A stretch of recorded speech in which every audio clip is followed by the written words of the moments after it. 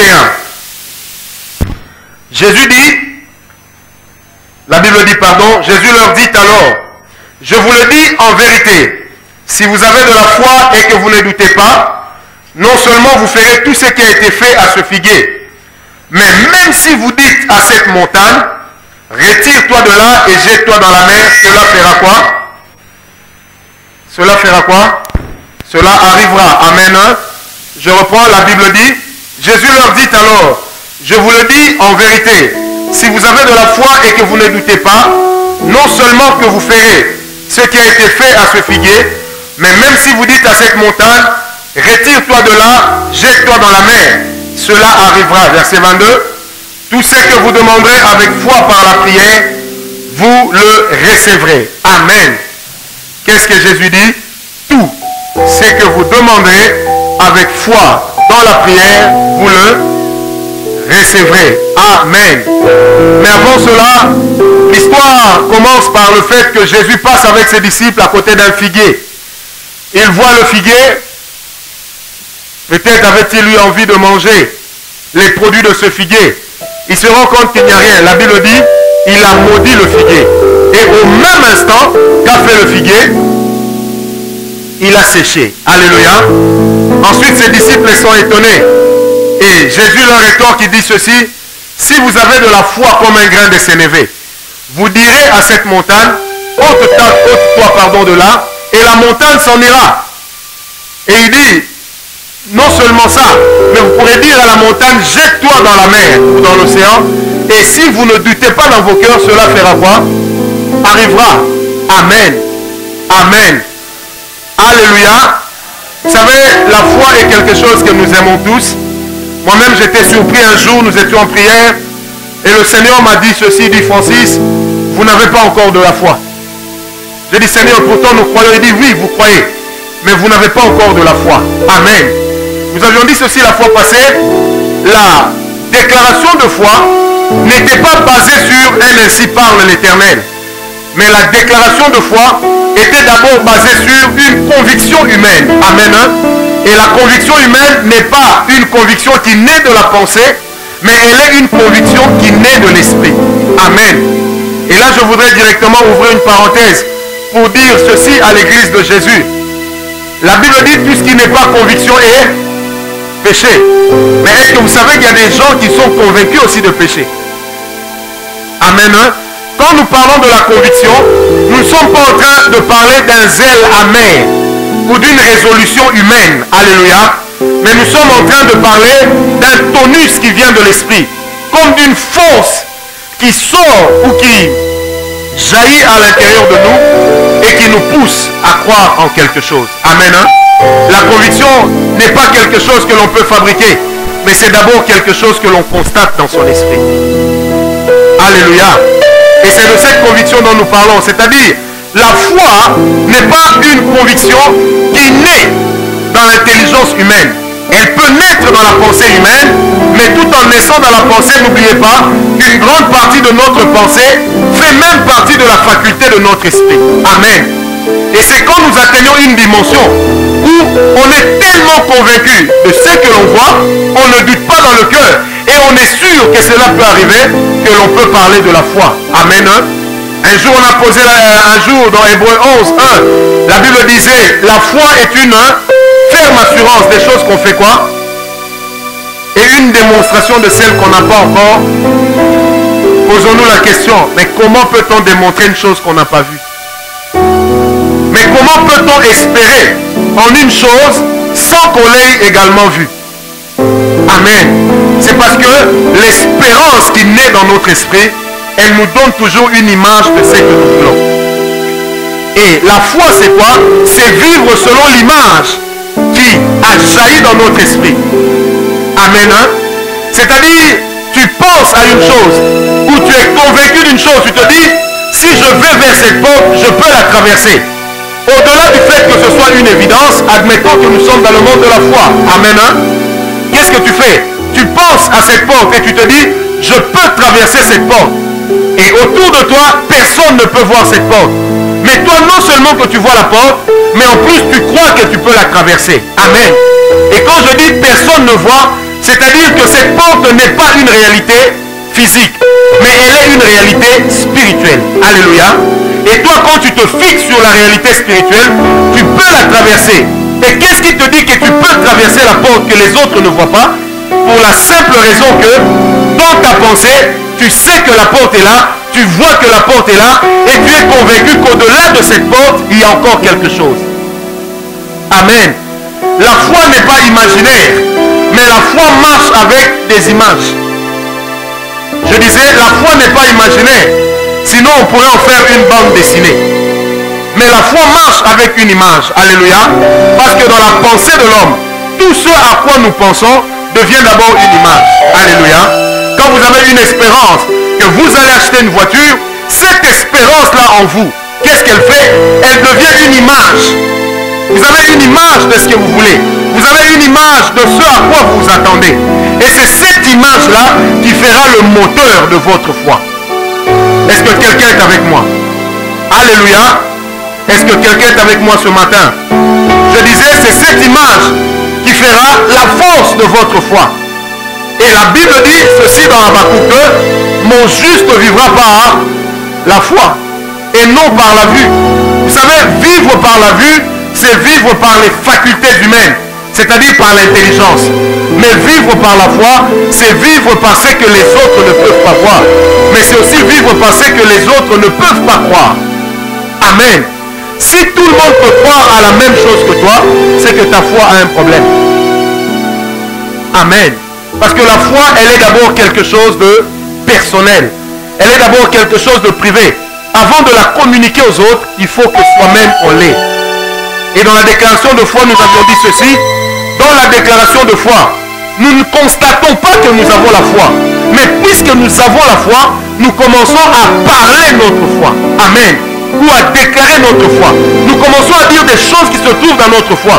Quand Jésus a vu que le figuier n'avait pas de fruits, il n'a pas posé la question à Dieu, Seigneur, qu'est-ce que je peux faire à ce figuier? Dieu aime tellement la nature que lui-même a créée qu'il aurait pu dire à Jésus, ça ne sert à rien de maudire le figuier. Mais Jésus, quand il a vu que le figuier ne donnait pas de fruits, qu'est-ce qu'il a fait? Il s'est dit, si j'ordonne à ce fruit de sécher, eh bien il va sécher. Alléluia. Et remarquez ceci, Jésus n'a pas prié lorsqu'il était devant le figuier pour dire, Seigneur, fais-moi connaître ta volonté. Dans quelle direction est-ce que je dois placer ma foi? Loin de là. Parce que la plupart des chrétiens aujourd'hui, nous prions même pour des domaines dans lesquels le Seigneur attend que nous puissions exercer la foi. Et c'est là que nous sommes bloqués. Dis à ton voisin, Dieu ne dit pas tout. Non, dis-lui bien, Dieu ne dit pas tout. Aucun prophète au monde, même Élie et encore moins Moïse, ne pouvait avoir des réponses à tout. Est-ce qu'on me comprend? Il y a aussi des choses que Dieu ne dit pas. Alléluia. Si Dieu nous dit tout, alors notre foi n'a plus sa raison d'être. Est-ce que vous me comprenez? Des fois nous prions, Seigneur, mais comment j'ai échoué? Pourquoi tu ne m'as pas dit que j'allais échouer? Dieu n'est pas tenu de tout te dire. Il est de ces choses qui doivent arriver afin que ta foi soit hissée à un autre niveau. Est-ce que tu me comprends? Dis à ton voisin, ma foi est différente de la tienne. Alléluia. Quand Jésus a vu le figuier, il n'a pas prié, je répète, pour dire, Seigneur, dis-moi, est-ce que ce figuier peut-il sécher? Non, il a parlé. Et qu'est-ce qui a fait la force, ou qu'est-ce qui fait la force de la déclaration de foi? C'est d'abord l'image que nous avons dans notre esprit. Alléluia. Tout celui qui pense se marier a des rêves par rapport à son mariage. Et quand il prie pour son mariage, ou quand il dit je veux me marier, mon mariage sera bien, il a une image de ce que lui-même appelle un mariage réussi. Parce que celui qui n'a pas l'image de ce qu'il appelle un mariage réussi, n'a pas non plus d'espérance. Est-ce qu'on me comprend? Tu dois avoir une image de ce que tu veux. Tu dois avoir une image de là où tu vas. Et les hommes de foi sont des hommes qui ont des images. Alléluia.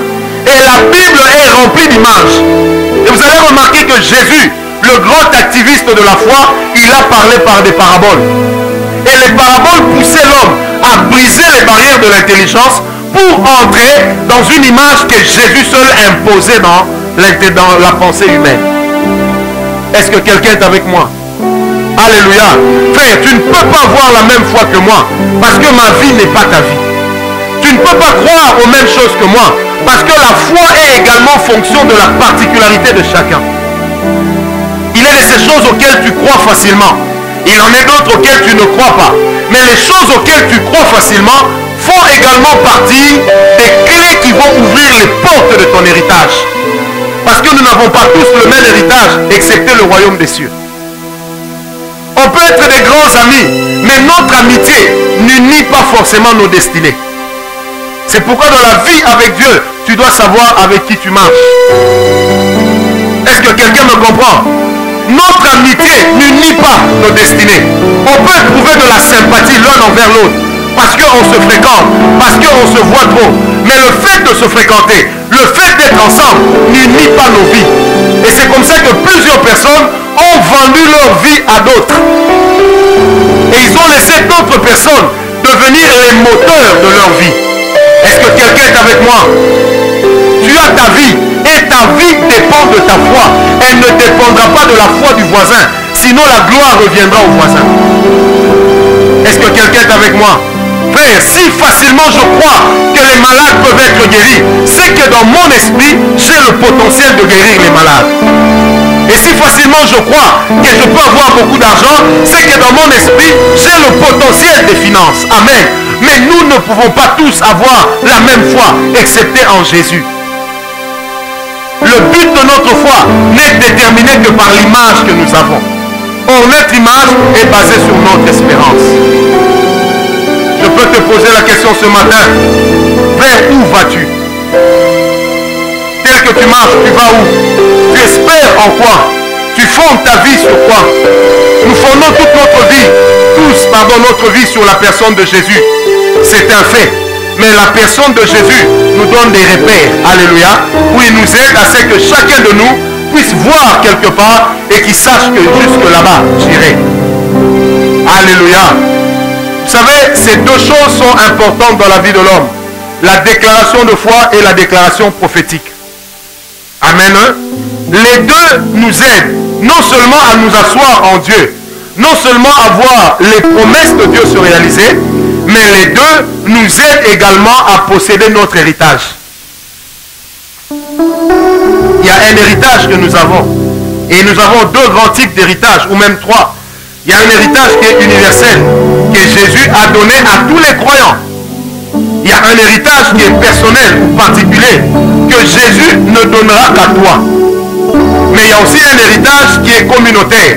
C'est-à-dire par rapport à la vision à laquelle nous appartenons, par rapport à l'église à laquelle nous appartenons, par rapport au Père spirituel que nous avons, il y a également un héritage qui nous est échu. Est-ce qu'on me comprend? Alléluia. L'héritage universel n'est pas un problème. Il te suffit de marcher avec Jésus pour que cet héritage-là, tu puisses l'avoir. Mais l'héritage communautaire, il faut que tu sois en communion spirituelle avec la communauté pour que tu bénéficies des acquis de la communauté. Amen. Et l'héritage particulier, c'est là que seule ta foi pourra t'ouvrir les portes. Est-ce que quelqu'un est avec moi? Je reprends. Dans l'héritage universel, c'est l'ensemble des choses que Jésus a donné d'emblée à toute l'Église. Et l'Église en tant que corps de Christ. N'importe quel chrétien peut chasser un démon. Mais n'importe quel chrétien ne peut pas chasser n'importe quel démon. Est-ce qu'on me comprend? Il y a aussi des démons, pour les chasser, vous devez atteindre une certaine dimension d'autorité spirituelle. Est-ce qu'on me comprend? C'est pourquoi ne vous hasardez pas. Démon, sors, sors. Non. Jésus nous a dit, vous marcherez sur les scorpions, sur toute la puissance du mal, et rien ne pourra vous nuire. Ça, c'est une promesse universelle. C'est pour l'ensemble du corps de Christ. Amen. Mais quand nous appartenons à une église ou à un ministère, il y a également un héritage que Dieu a donné à ce ministère-là. C'est comme ça que quand on marche ensemble et que nos cœurs sont unis les uns avec les autres, il est possible qu'à l'étranger ou sur un terrain autre que là où nous sommes, que nous puissions manifester la même chose. Alléluia. Et on peut voir le pasteur Dougui arriver, il prêche, il s'en va. Le pasteur Vicky prêchait, il s'en va. Chacun a sa particularité. Mais dans leur manière de travailler pour Dieu, il y aura toujours un trait d'union. Et c'est ce trait d'union-là qui va caractériser la famille spirituelle à laquelle ils appartiennent. Est-ce que vous me comprenez? Ensuite, il y a ce qu'on appelle l'héritage universel. La parole que Dieu, avait donnée à Abraham n'était pas la parole que Dieu avait donnée à Lot. La parole que Dieu avait donnée à Isaac n'était pas la même parole que Dieu avait donnée à Esaü. Alléluia. Parce que dans la vie de chacun, il y avait une particularité. Et notre particularité dépend de notre foi. Alors que l'héritage du corps local, parce qu'il y a le corps universel et le corps local, l'héritage du corps local ne dépend que de notre capacité de nous faire confiance et de faire confiance à la personne que Dieu a mis devant nous. Est-ce que vous êtes avec moi? Pour bénéficier des acquis d'une église, on doit être unis en esprit. Croire que c'est notre église. Et comme nous appartenons à cette église, chaque église naît avec une particularité. Amen. Si vous allez par exemple chez les fils du docteur Oyedepo, tous ceux qui sortent d'Oyedepo, vous allez remarquer par leur style, ils prêchent en faisant beaucoup de déclarations. Et ça, c'est leur particularité. Amen. J'ai été plusieurs fois dans les églises d'Oyedepo. Je vous assure, pendant 2 heures, le monsieur qui est devant ne fait que déclarer, déclarer, déclarer. Et des fois, ça arrive que vous posiez la question, mais en fait, tous ces gens sont en train de bouger. Pourquoi? C'est à croire qu'il n'y a rien d'extraordinaire, mais il y a quelque chose d'extraordinaire, laquelle ils sont dans ce que Dieu a donné à leur communauté. Est-ce que je peux ouvrir une parenthèse? Et la force de la communauté, la force de l'église, n'est pas de critiquer, mais de prier pour savoir, Seigneur, quelles sont les choses que tu nous as données. Quelles sont les choses qui nous sont d'emblée offertes. Parce que ces choses-là ne dépendent pas de la foi, mais ça dépend de la confiance en l'idée. Et de notre capacité d'être ensemble. Pourquoi? Parce que ces choses sont d'office acquises. Amen. Mais l'héritage particulier, c'est-à-dire la chose que Dieu ne donne qu'à toi, ça dépend de ta foi.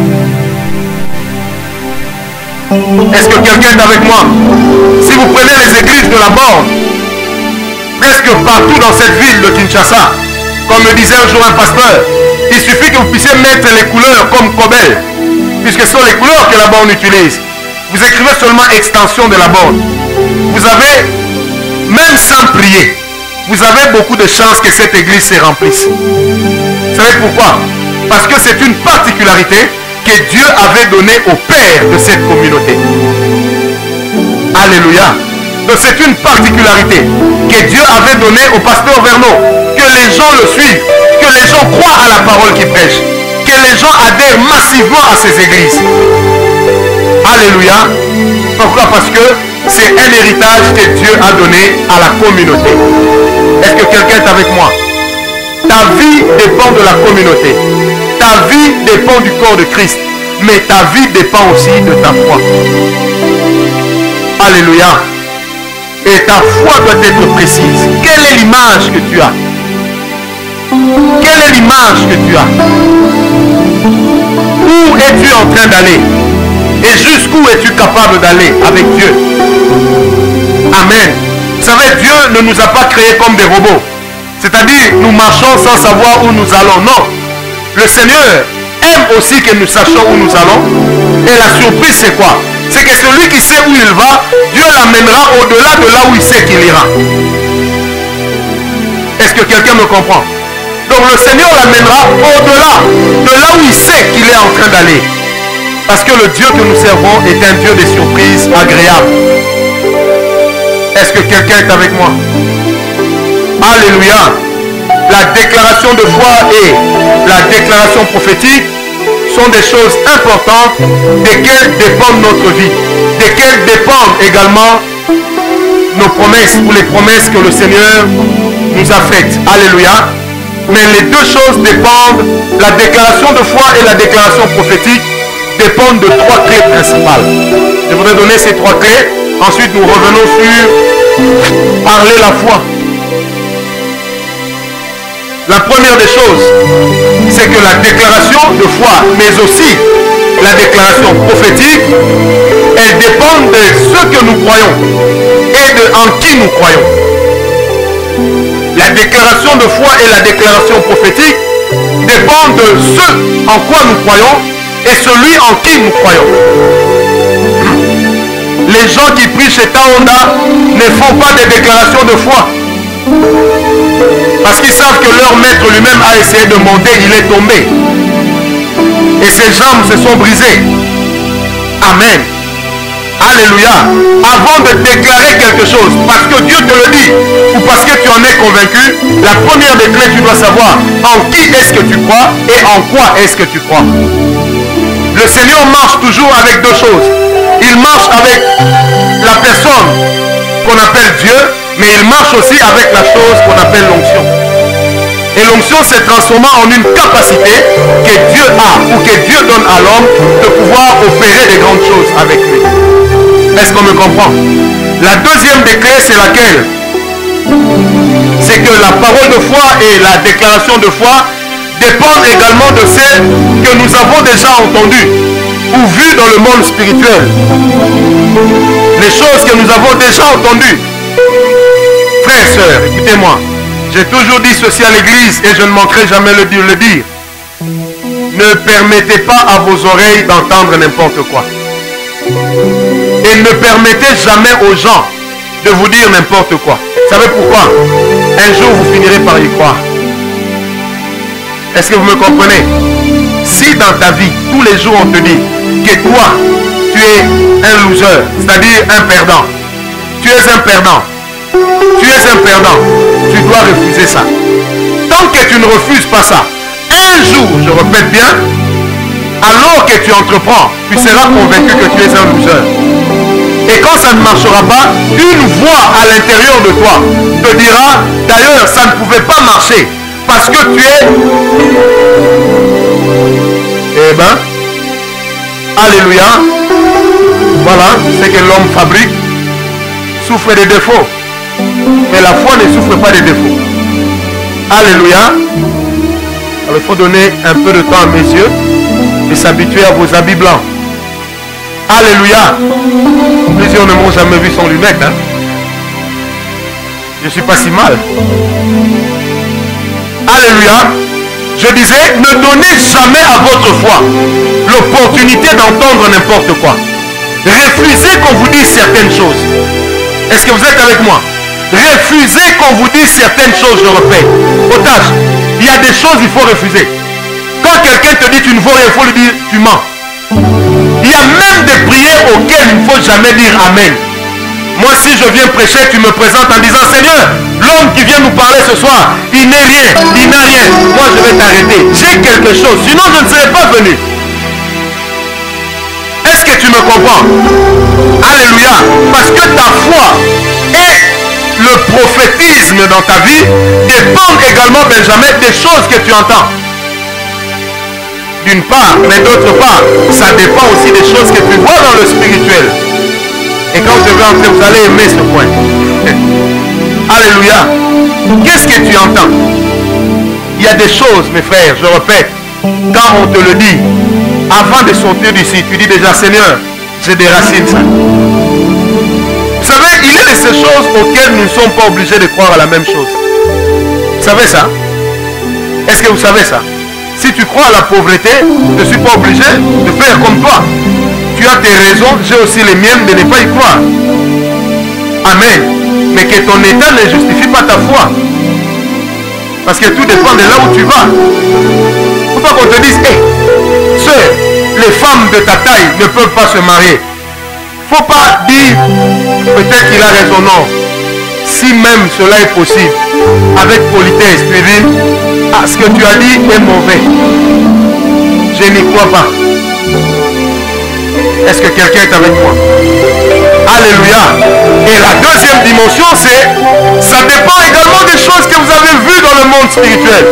À chaque fois que nous sommes avec Dieu dans sa présence, à chaque fois que nous entrons dans une adoration forte, il arrive qu'il y ait comme des brides d'images qui viennent exploser dans notre esprit. Amen. Il arrive des fois quand nous prions, nous disons, Seigneur, tu es le lion de la tribu de Juda. Quand tu dis tu es le lion de la tribu de Juda, imagines-tu Dieu comme un lionceau ou comme un grand lion qui a déjà conquis son territoire?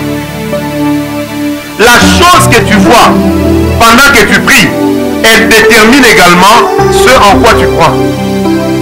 Est-ce que tu me comprends? Tu dis, Seigneur, je sais que tu détiens les richesses de la terre. Mais entre-temps, tu te dis, Dieu détient les richesses de la terre. Mais tu ne vois que du cuivre. Et les autres richesses, qui les détient?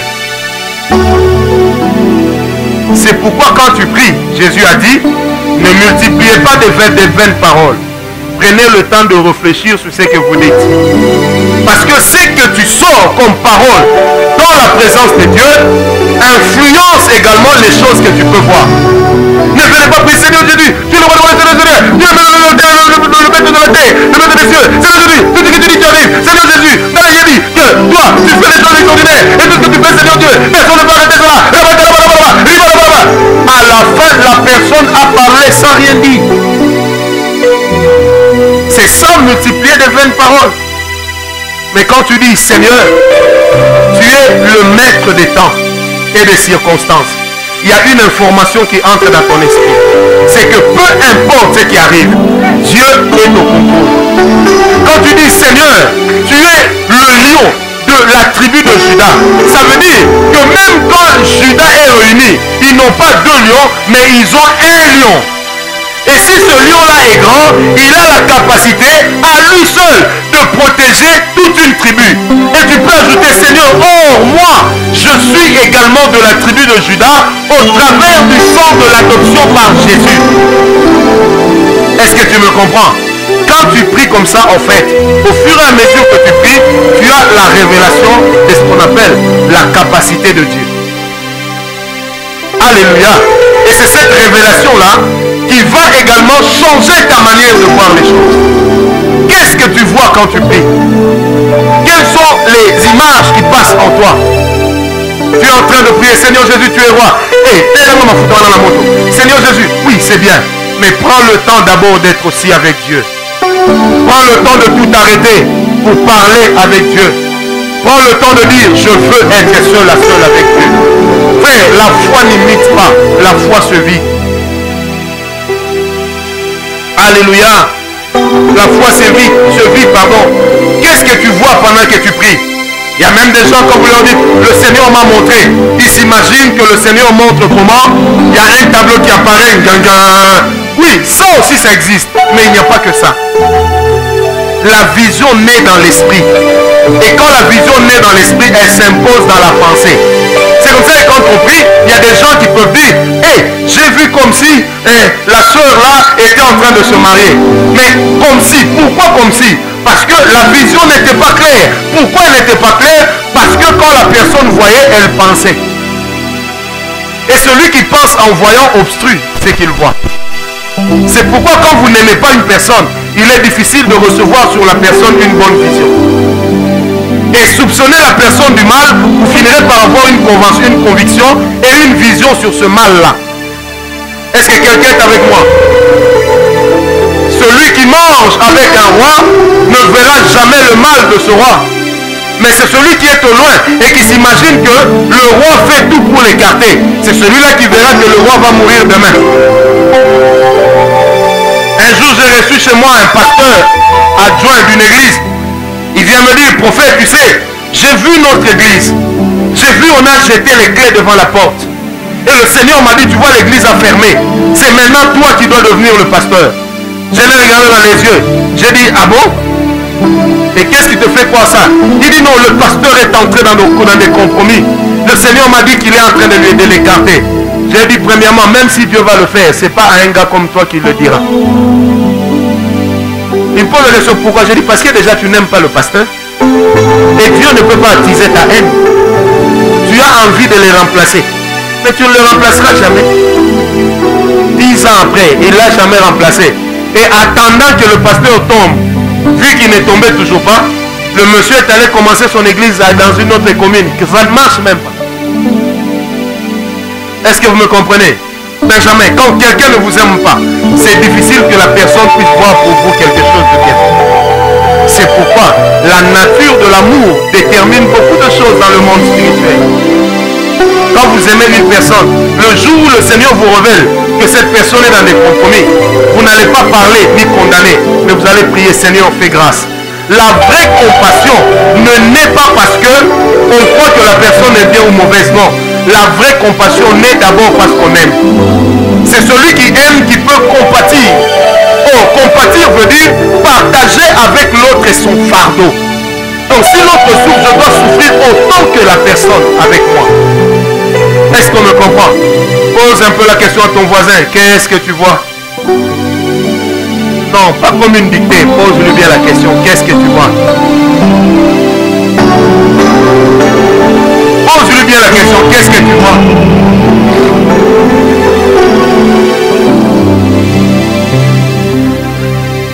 Vous savez, ça arrive souvent dans les églises. Hein? Pas qu'ici au Congo, dans le monde entier. Quand un homme de Dieu monte, le Seigneur le bénit financièrement. Vous aurez toujours un groupe de personnes. Dans toutes les églises, ça arrive. Qui vont se réunir pour dire, le pasteur commence à perdre la vision. Hein? Il met trop l'accent sur l'argent. Il est en train de tomber dans le piège du diable. Regardez-le. Intercédons. Intercédons. Votre intercession ne peut pas marcher. Vous savez pourquoi? Parce que vous avez déjà condamné en disant qu'il est en train de faire quoi? De perdre la vision. Mais connaissez-vous tous les contours de la vision? Une vision évolue mais ne change pas. Et même si moi je me mets à expliquer la vision de ce ministère, je ne peux jamais tout expliquer. Donc si vous ne savez pas là où Dieu nous amène, alors taisez-vous et constatez. Faites confiance à Dieu. Parce que lui, il ne ment jamais. Et il sait là où il est en train de nous amener. Amen. Et troisièmement, la déclaration de foi. Et la déclaration prophétique dépend aussi de ce que nous savons et de ce que nous connaissons des réelles capacités de Dieu.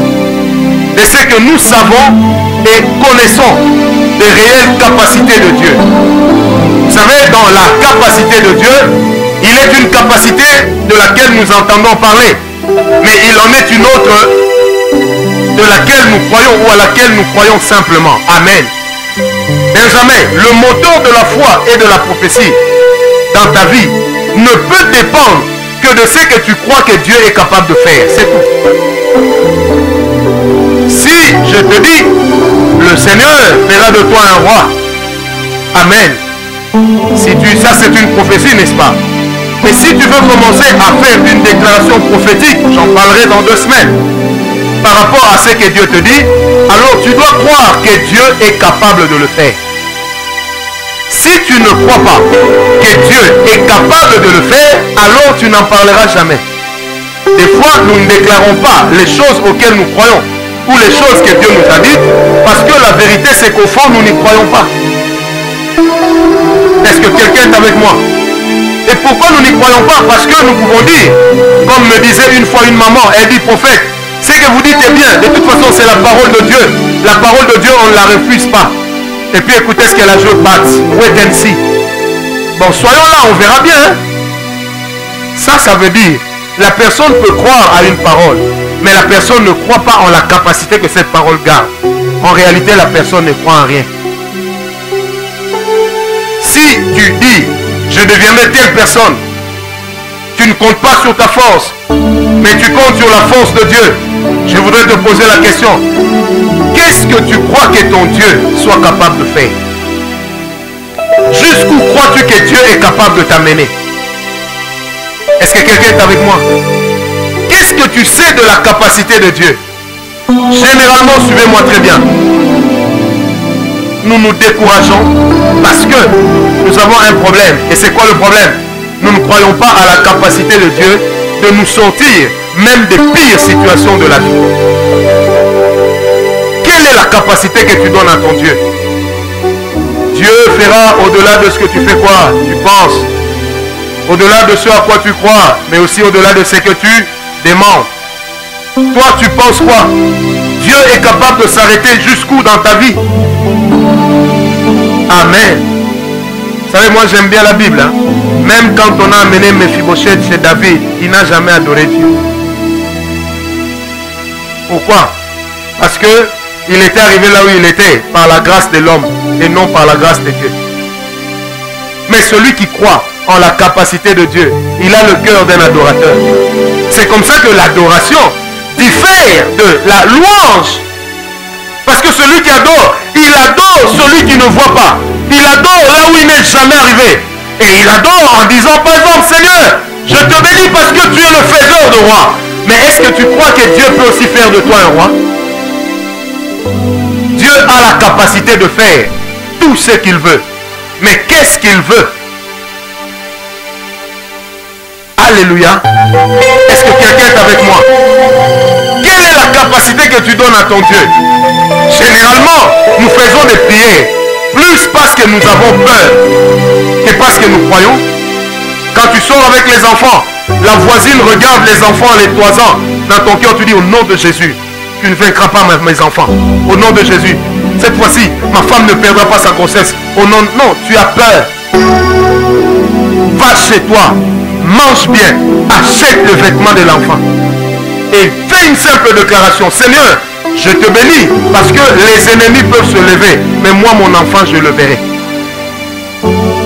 Est-ce que quelqu'un est avec moi? Pourquoi? Parce que tu dois croire que Dieu est capable de faire tout ce qu'il dit. Alléluia. Mais il est aussi capable non seulement de dire tout ce qu'il fera, mais il est aussi capable de faire tout ce que toi tu dis au travers de la foi. Parce que ta foi fait réagir Dieu. Et quand tu déclares une parole de foi, le Seigneur se sent presque dans l'obligation d'agir. Parce que tu n'as pas placé ta foi sur ta capacité. La foi est toujours basée sur la capacité de Dieu de changer les événements, d'affecter les choses. Est-ce que quelqu'un est avec moi?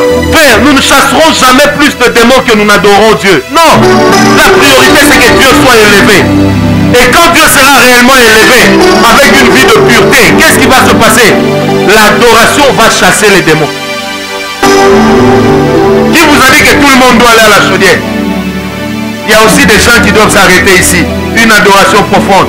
La capacité de Dieu se libère. Le Seigneur descend de son trône.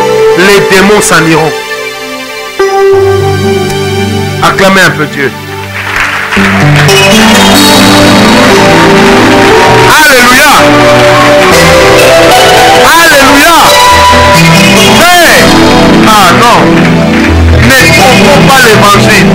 L'évangile est simple. Une vraie adoration. Dieu descend. Le démon là, il va résister où? Petit démon. Si tu veux travailler ta propre délivrance, eh bien, travaille d'abord la dimension dans laquelle tu adores Dieu. Travaille cette dimension. Si tu adores profondément Dieu, la capacité de Dieu va se libérer. Qui est capable de dire au Seigneur, Seigneur, tu es grand, pendant qu'il n'a pas mangé? Et des fois nous disons, bon, si tu dis Seigneur, tu es grand, pendant que moi je n'ai pas mangé, bon, ça veut dire que c'est de l'hypocrisie. Non, pas toujours. Dieu est capable de tout. Vous savez, quand j'ai été admis à l'hôpital après mon accident, qui a provoqué la décoration de ma dentition, le médecin directeur de l'époque était également le chef du pavillon chirurgical de Ngalema. Le jour où je suis sorti du coma, ils sont venus me voir avec un grand groupe de médecins. Ils m'ont touché, ils m'ont visité. Et puis ils diront, voilà, ils disent à mon père devant moi, le jeune homme, nous pensons qu'il peut rester ici minimum 6 mois. Vu son état, j'avais un gros coton comme ça dans la bouche et dans les narines. Je ne sais même pas comment je respirais. Je me suis débattu, j'ai enlevé le coton là. J'ai jeté. J'ai enlevé le coton qui se trouvait dans les narines, j'ai jeté. J'ai regardé calmement le médecin. Je lui ai dit, tu mens. Dans 10 jours, moi je vais sortir d'ici. Il regarde mon père et dit, je crois que le petit est fou. Je lui ai répondu, Dieu va me faire sortir d'ici. Non seulement que je vais sortir, mais toutes les chambres environnantes, tout le monde va sortir. Et puis je lui ai dit, je ne laisserai personne ici. En sortant, il fait une ordonnance ou une prescription, il dit, voilà, on va l'amener au campus pour faire le scanner. À l'époque, le scanner, il n'y en avait que au campus. Il va faire le scanner là-bas parce que quelque chose a sauté. Le lendemain, encore le soir, les médecins viennent me visiter. Je garde le même discours. Et j'ai posé la question au médecin, monsieur, avez-vous déjà vu le sang de Tintin? Il m'a dit comment? J'ai dit, même quand, et puis j'ai dit ça, Dieu m'est témoin. J'ai dit, même quand la situation est périlleuse, Tintin, il y aura même une branche sur laquelle il va s'agripper pour ne pas mourir. Alléluia. Et à l'époque, les amis m'avaient surnommé Makila Tintin. Ça veut dire celui qui est comme Tintin. Mais au-delà de le dire, ça faisait rire. Mais moi, j'y croyais. Et le 7e jour, j'ai dit à mon garde malade, tu peux faire tes affaires. Il dit pourquoi? J'ai dit, le 10e jour, nous sortons. Je ne sais pas comment vous dire, mais je savais que Dieu était capable de faire ça. Pose un peu la question à ton voisin. De quoi est-ce que ton Dieu est capable? Est-ce que vous savez que même dans le combat spirituel, le diable craint plus votre foi que vos paroles? C'est pourquoi les paroles que vous sortez dans la délivrance, frère, ça doit refléter ta foi. Quand tu chasses un démon, tu dis esprit impur sort, esprit impur sort. Entre temps, tu fais des temps morts. Au fond de toi, tu te dis, bon, j'attends qu'il réagisse d'abord. Il va réagir. Parce que tu as programmé une réaction. Mais si tu crois que ce démon, tu peux le chasser en moins de 2, tu lui dis, démon, attends, ce démon-là, rien qu'en regardant tes yeux, il sait si tu doutes ou tu crois. Est-ce que tu me comprends? Frère, non, dis avec moi, le diable ne craint pas tes paroles vides. Non, dis avec moi, il ne craint pas tes paroles vides. Mais qu'est-ce que le diable craint? Il craint les paroles que tu sors, qui sont remplies de foi. Est-ce que quelqu'un est avec moi? Mais c'est quoi la foi? Mais c'est croire que Dieu est capable. De quoi? De ce que toi-même tu crois qu'il est capable. Point. Moi j'aime bien la Bible dit, il est capable de prendre l'indigent et de faire quoi? Avec qui? Maintenant si tu prends dans Isaïe 53, la Bible dit, Jésus aussi va s'asseoir avec bien qu'il n'ait pas commis le mal. C'est comme si dans Isaïe, un grand commet le mal. Mais entre-temps, la Bible dira, il est capable de prendre l'indigent et de lui donner sa place avec les grands. C'est pour dire, le monde peut avoir ses grands, mais nous aussi nous sommes des grands. Amen. Si je crois en ces choses, frère, je n'y crois pas parce que je suis intelligent. Les hommes intelligents sur terre, il y en a plein. Il y en a, ils sont très intelligents, avec un potentiel intellectuel élevé. Mais ils n'ont jamais été à l'école parce que personne ne peut payer pour eux. Il y a des gens qui ont terminé l'université, mais qui vendent dans les stations-service. Il y en a même qui vendent des biscuits quick par manque d'emploi. Est-ce que vous comprenez? Ça ne réduit en rien leur intelligence. Frère, je ne crois pas que c'est par la force des diplômes que je réussirai. Mais je crois que ma relation avec Dieu va me révéler la capacité de Dieu. Et le fait de connaître de plus en plus Dieu va repousser les limites de ma foi. Quelle est la limite de ta foi? C'est celle que toi-même tu t'es fixée. Jusqu'où tu crois que Dieu est capable d'aller avec toi? Frère, moi qui vous parle ce matin, je crois que Dieu est capable d'aller avec moi de faire avec moi n'importe quoi. Je n'ai pas besoin de savoir ce que Dieu peut faire. J'ai seulement besoin de savoir que le Dieu que je sais, il est le Dieu de toute capacité. Alléluia. Non frère, aussi marqué, c'est pourquoi. Pourquoi tu es encore sorcier jusqu'à aujourd'hui? C'est démodé ça.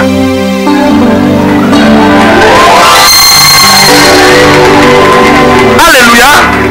Non, entre nous, en plein 21e siècle, tu es sorcier. Tu es démodé.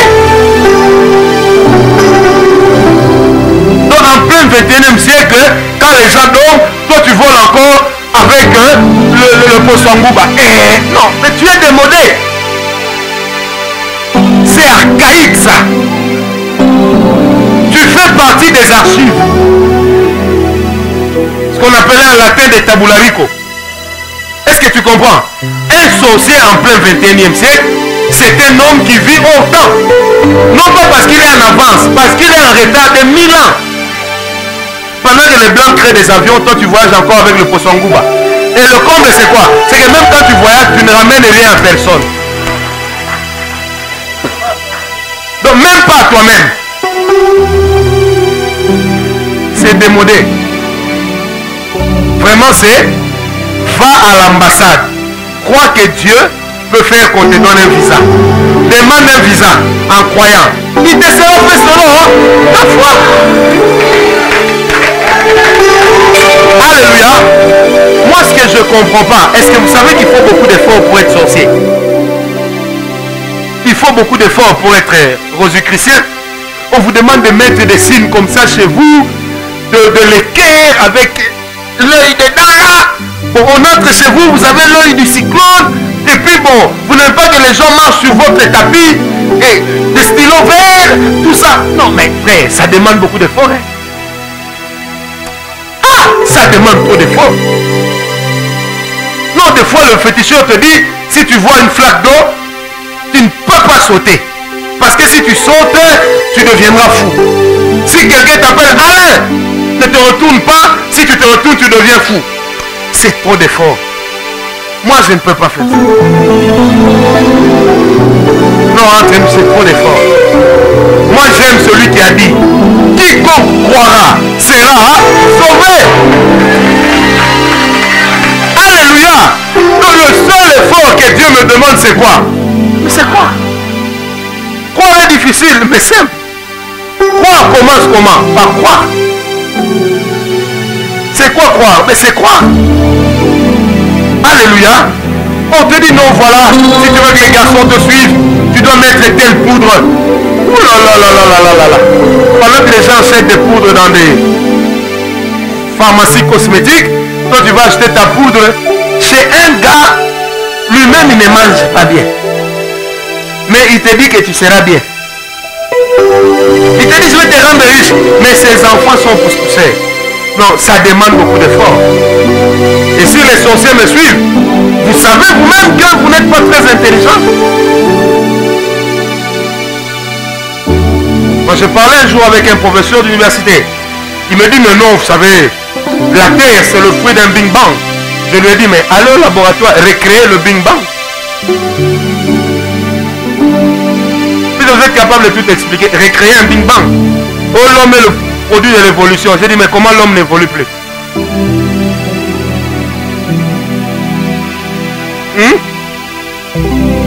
L'évolution s'est arrêtée. Mais il n'y a que l'atmosphère qui évolue en se détruisant. Non, ça c'est des histoires. Il faut beaucoup d'efforts pour ne pas croire en Dieu. Et ne pas croire en Dieu, c'est bête. Entre nous soit dit. C'est pas à force d'effort qu'on va évoluer, mais c'est à force de croire, à force de foi. Vous devez baser ce que vous êtes sur la capacité de Dieu. Moi je crois que Dieu va nous amener trop loin. Non, moi j'ai déjà dit à une femme consul, elle me dit non, on ne vous donne pas le visa. Je l'ai regardé droit dans le calmement, puis je lui ai dit oh non, vous devez me donner le visa. Moi, Dieu ne m'avait pas dit, tu vas avoir le visa. Moi-même, je me suis dit, je dois avoir le visa. Puis je dis, non, j'étais calme. Je dis à la dame, non, non, non, moi, non, je vais me donner le visa. J'ai quitté chez moi. Je lui ai dit depuis 6 heures. Non, je vais me donner le visa. J'ai regardé ailleurs. La dame a compris, je n'avais même pas envie de l'écouter. Et puis elle me regarde dans les yeux, Mr. Ngawala, please, just give me 10 minutes. J'ai dit, ok. Et puis quand elle parle, il faut me donner le visa. On me rappelle 15 minutes après, on m'a donné le visa. Comment elle va pas me donner? Ah, la terre là c'est à elle ou c'est à Dieu? Ah, laissez cette histoire là. On va te refuser le visa à l'occasion de quoi? Et la terre, et la Bible dit dans Psaume, à l'éternel la terre est tout ce qu'elle renferme. Si tu crois que tu n'es pas soumis au système du monde, eh bien crois alors que tu es soumis au système de Dieu. Et le système de Dieu n'a qu'un seul principe. Quiconque croira verra. Est-ce que tu peux me donner un amen bien? Si tu crois que c'est en allant en Europe et en nettoyant des cadavres, alors qu'ici tu as peur même des simples cercueils vides. Si tu crois que c'est en nettoyant les cadavres que tu deviendras quelqu'un, va en Europe, nettoie les cadavres. Moi ici, on nettoie tous mes vêtements. Donc quand je me réveille le matin, on a déjà des petit déjeuner. La table, je suis bien. Et puis je vais aller en Europe, un monsieur là va me parler en une langue que je ne comprends pas. Non, laissez ces histoires-là. Soyons sérieux avec nous-mêmes, soyons aussi sérieux avec Dieu, et Dieu sera sérieux avec nous. Alléluia. Frère, attention, ne déclare jamais une chose en laquelle tu ne crois pas. C'est un péché. Pas contre Dieu, contre toi-même. Parce que tu entres en contradiction avec toi-même. Et tu deviens un hypocrite. Je crois que Dieu peut me guérir. Médicaments à la main. Shabababa. Je crois que Dieu peut me... Non, pas d'abord les médicaments d'épaule. Seigneur, guéris-moi. Je saute d'abord la cure du soir. On va voir. Et Dieu va te guérir. Alléluia. Donnez-moi un amen bien. Donnez-moi un amen bien. Alléluia. Alléluia. Frère, il y a des choses que tu dois accepter de défier. Il n'y a pas de foi sans défi. L'homme qui a beaucoup de prévisions, c'est un homme intelligent. Mais la Bible dit, il amasse la même nuit. Son âme lui est demandée. Et j'aime bien quand vous liez ce verset, ce chapitre de Luc, à Proverbe. Et là, Proverbe dira, une chose est pratiquement une bêtise sous le soleil, laquelle un homme qui amasse pour que d'autres viennent en jouir. Jouir. Amen. Alléluia. Mais celui qui amasse en termes de capacité, la Bible dit, même quand il est en train de mourir, il garde la foi. Est-ce que vous savez qu'un homme qui a la foi, même en mourant, il investit de sa foi pour ses enfants? Il peut regarder ses enfants et leur dire, je ne vous laisse rien, mais je vous laisse Dieu. Ce Dieu-là se souviendra de ses enfants. Parce que Dieu est fidèle. Le juste ne peut pas mendier son pain. Tu as tellement faim, tu te dis que j'aille demander du pain ailleurs. Pourquoi tu n'attends pas de mourir alors? Tu ne mourras même pas. Il y aura toujours quelqu'un qui pensera à toi. Dieu est fidèle. Vous savez, il y a quelques jours ici, j'avais vraiment besoin d'argent. J'avais une panne et dans la voiture, il fallait qu'on repart. Vous savez, moi-même, j'étais seul. Et puis je me suis dit, mais Francis, tu sais, toi, tu es un homme qui oublie souvent. Hein? Moi-même, j'ai commencé à me convaincre. Et puis j'ai dit, bon, va ouvrir le tiroir. Peut-être que tu avais oublié une enveloppe là-bas il y a longtemps. Moi-même, je me suis fait cette conviction. Frère, le même tiroir, depuis que je suis rentré, je l'ai ouvert au moins 20 fois. Il n'y avait rien. Mais cette fois-là, en ouvrant le tiroir, moi-même, j'ai eu une image d'une enveloppe avec 200 $.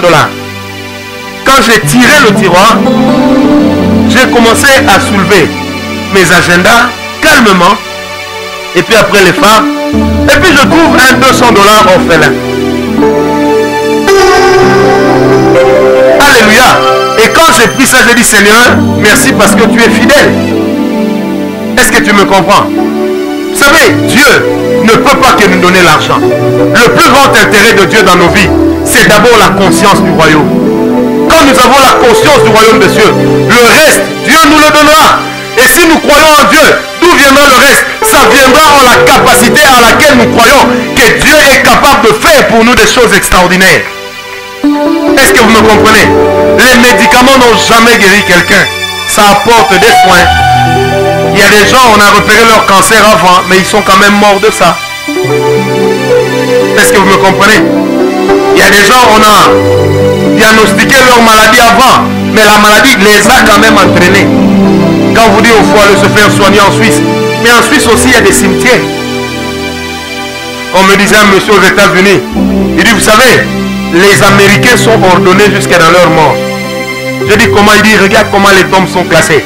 Je lui ai dit oui, mais ils sont quand même morts. Prenez avec moi Hébreux 11, je voudrais qu'on le lise. Ne vous en faites pas, je sais lire sans lunettes. Il y a des gens qui ont pitié de moi. Il ne faut pas avoir pitié de moi.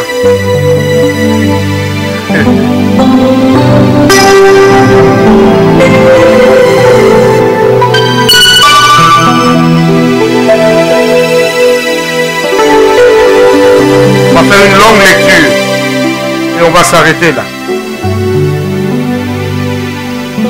Hébreux 11.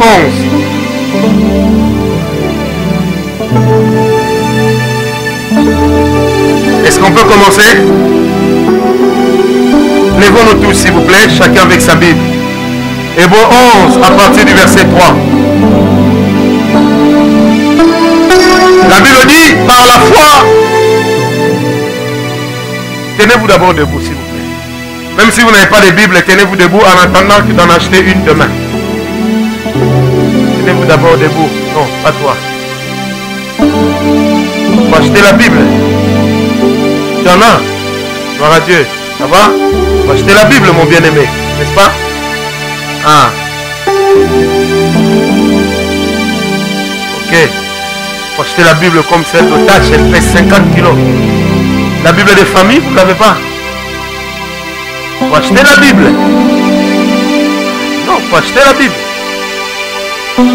Sœur, ça va? Vous n'avez pas de Bible? Ça va? Vous n'avez pas de Bible? Vous avez oublié? Merci. Et vous, si vous avez oublié? Oh, gloire à Dieu. Il faut acheter la Bible. Il y a des Bibles à 2500 francs. Je vous encourage à acheter la Bible. C'est comme un journaliste qui vient présenter l'émission sans ses notes. Il faut acheter la Bible. Amen. Verset 3. Par la foi, nous comprenons que l'univers a été formé par la parole de Dieu, de sorte que le monde visible n'a pas été fait des choses visibles. Verset 4. C'est par la foi qu'Abel a offert à Dieu un sacrifice plus grand que celui de Caïn. C'est grâce à elle qu'il a été déclaré juste, car Dieu a approuvé ses offrandes. Et c'est par elle qu'il parle encore bien qu'étant mort. C'est à cause de sa foi qu'Enoch a été enlevé pour échapper à la mort. Et on ne l'a plus retrouvé parce que Dieu l'avait enlevé. Avant d'être enlevé, il avait en effet reçu le témoignage qu'il était agréable à Dieu. Amen. C'est à cause de quoi? De sa foi. Verset 6. Or, sans la foi, il est impossible d'être agréable à Dieu. Car il faut que celui qui s'approche de lui croit que Dieu existe et qu'il récompense ceux qui le cherchent. C'est par la foi que Noé, averti des événements que l'on ne voyait pas encore et rempli d'une crainte respectueuse, a construit une arche pour sauver sa famille. C'est par elle qu'il a condamné le monde et est devenu héritier de la justice qui s'obtient par la foi. Verset 8, c'est par la foi qu'Abraham a obéi lorsque Dieu l'a appelé et qu'il est parti pour le pays qu'il devait recevoir en héritage. Écoutez, et il est parti sans savoir où il allait. Amen. Verset 9, c'est par la foi qu'il est venu s'installer dans le pays promis, comme dans un pays étranger. Il y a habité sous des tentes, ainsi qu'Isaac et Jacob, les cohéritiers de la même promesse, car il attendait la cité qui a de solides fondations, celle dont Dieu est l'architecte et le constructeur. Verset 11. C'est par la foi que Sarah elle-même a été rendue capable d'avoir une descendance. Amen. Malgré son âge avancé, elle a donné naissance à un enfant parce qu'elle a cru à la fidélité de celui qui avait fait la promesse. Verset 12. C'est pourquoi d'un seul homme, pourtant marqué par la mort, est née une descendance aussi nombreuse que les étoiles du ciel, pareille au sable qui est au bord de la mer et qu'on ne peut compter. Alléluia. Tout ça par la foi d'un seul homme. Verset 13. C'est par la foi qu'ils sont tous morts. Non, j'aime bien ça. Est-ce qu'on peut lire à l'unisson? Verset 13. Sans avoir reçu les biens promis, mais ils les ont et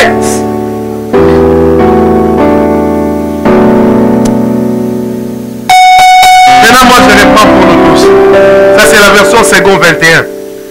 La Bible dit, c'est par la foi qu'ils sont tous morts, sans avoir reçu les biens promis. Mais ils les ont vus et salués de loin. Et ils ont reconnu qu'ils étaient étrangers et voyageurs sur la terre. Alléluia. J'aime bien ça. La Bible dit, c'est par la foi. Ils n'ont pas vu ce que Dieu leur avait promis. Je voudrais, vers la fin de mon message, dire ceci à l'église. Même si ce que Dieu nous a promis n'arrive pas, mais nous continuerons à croire. Si Dieu t'a dit, demain tu seras ministre, même si tu ne l'es pas devenu, tu dois continuer à croire. Ta vie ne peut pas dépendre plus des promesses que de Dieu. Dieu est plus grand que les promesses qu'il te fait. Et aucune promesse n'est au-dessus de Dieu. Dieu peut arrêter une promesse en chemin, mais Dieu ne peut jamais s'arrêter lui-même. Frère, la promesse fait partie du doigt de Dieu, mais Dieu est au-dessus de son doigt. Est-ce que quelqu'un est avec moi? Même si on m'avait dit que je serais député, les élections sont passées, je ne suis pas devenu, mais je continue à croire. Et même s'il faut que la mort m'emporte, un de mes enfants vivra cela. Pourquoi? Parce que la foi, c'est le monde des promesses que l'on transmet. C'est pourquoi un homme en mourant peut dire à ses enfants, Dieu m'avait dit je serai roi. Je ne suis même pas devenu prince. Mais vous, vous êtes des rois. Pourquoi? Parce que ta foi est capable de faire vivre tous ceux qui croiront en toi. Et derrière chaque homme de foi, il y a toujours un potentiel leadership très fort. Et je voudrais dire à quelqu'un, dis à ton voisin, par la foi je vivrai. Mais les promesses, j'y crois, mais je crois plus au Dieu qui fait les promesses plutôt qu'aux promesses elles-mêmes. Les promesses ne sont pas un acquis, mais Dieu est pour moi un acquis. Alléluia. Qui peut arrêter mon Dieu? Personne. Et ce matin, je voudrais dire, mon Dieu a la capacité de courir vers moi. Il y a des gens qui se découragent. On m'avait dit cette année, j'allais voyager. Depuis qu'on me parle de cette année, ça fait 5 ans. J'ai toujours pas voyagé. On m'avait dit que je deviendrais un tel. Depuis que on me l'a dit, rien n'évolue. On m'avait dit que ma maladie s'arrêterait et que le Seigneur avait parlé. Mais depuis qu'on l'a dit, je suis toujours malade. Frère, que la chose que tu as dans ton corps, que la chose qui t'arrive ne soit pas un blocage pour ta vie. Dieu est au-dessus de ses promesses. Même si elle tarde, fais quoi? Quand elle s'accomplira, est-ce que Dieu a dit qu'elle peut s'accomplir pour nous? Elle peut s'accomplir même avec nos enfants. Parce que la promesse est un investissement. Mais la foi est une sécurité à l'investissement. Est-ce que quelqu'un est avec moi? Dieu fait la promesse, il investit. Mais la foi sécurise l'investissement. Non, je ne mourrai pas, je vivrai. Et je raconterai les merveilles de qui? On peut me faire taire, même dans mon cœur. Je raconterai les merveilles de l'Éternel. C'est pourquoi la Bible dit, heureux l'homme qui a rempli son carquois, car il en tirera gloire au jour de sa vieillesse. Même au travers de mes enfants, les choses que je ne vivrai pas, je les vivrai au travers d'eux. Et même en m'en allant, je mourrai de la mort des justes. Et je m'en irai vers le pays des hommes de foi. Qu'est-ce que Dieu t'a promis que tu n'as pas vu? Ce matin, je voudrais que tu dises à Dieu, je crois plus en toi qu'en ta promesse. Dieu aime que l'intérêt soit arrivé sur lui. Tu te décourages parce qu'on t'avait dit que tu allais voir telle chose. Tu n'arrives plus à croire, comme disait une maman. On m'a tellement dit des choses, je n'ai rien vu. Alors je n'y crois plus. C'est vrai, j'ai peut-être rien vu. Mais j'ai vu Dieu. Alléluia. Alléluia. Quelqu'un peut dire, c'est par la foi. Non, dis avec moi, c'est par la foi. Elle n'est pas basée sur mon potentiel. Si ce n'était qu'une question de potentiel, il y a des gens bien plus intelligents que moi dans cette salle qui auraient pu être ici devant. Il y a des gens comme le pasteur Kabeya qui est là. Il a bien plus d'expérience que moi dans le ministère et dans la sagesse. Je ne pouvais pas me tenir ici, parler et lui assis. Mais qu'est-ce qui fait que je parle ici? C'est la simple grâce. Amen. Et comment je suis arrivé à parler ici? Parce que j'ai cru. Et je voudrais dire à quelqu'un, tu peux vivre des grandes choses avec Dieu. Mais il suffit que tu y crois. Alléluia. À quoi crois-tu? Et en quoi crois-tu? En qui as-tu basé ta foi? Non, ne te suicide pas. Il y a encore de l'espérance. Ne te suicide pas. Il y a encore de l'espérance. Pour tous ceux qui vivent, il y a une espérance. Et ta foi, non, la foi, dis avec moi, elle n'a jamais échoué. Non, dis avec moi, la foi n'a jamais échoué. Amen. Tout peut échouer. Il arrive que même la prière échoue. Ça nous est déjà tous arrivé ici, n'est-ce pas? Seigneur, donne-moi ça. On n'a pas eu. Mais celui qui a la foi, il n'échouera jamais. Parce que ta foi ne dépend pas des circonstances et du temps. Ta foi ne dépend que de celui en qui tu as placé. Sur qui et en qui as-tu placé ta foi ce soir? Qu'est-ce que tu crois ce matin, pardon? Qu'est-ce que tu crois que Dieu peut faire pour toi? Et même ceux qui vont nous suivre dans les médias, je voudrais leur dire que c'est aussi possible de croire et de vivre des grandes choses avec Dieu. Nous savons d'où est-ce que nous venons. Nous avons des repères sur où nous allons, pardon. Mais Dieu sait jusqu'où il va nous amener. Alléluia. Est-ce que quelqu'un peut déclarer sa foi devant Dieu? Ne ferme pas les yeux. Déclare ta foi devant Dieu. Ne ferme pas les yeux. Fais cet exercice. Lève-toi s'il te plaît. Déclare ta foi à Dieu. Déclare ta foi devant Dieu. Déclare ta foi devant Dieu.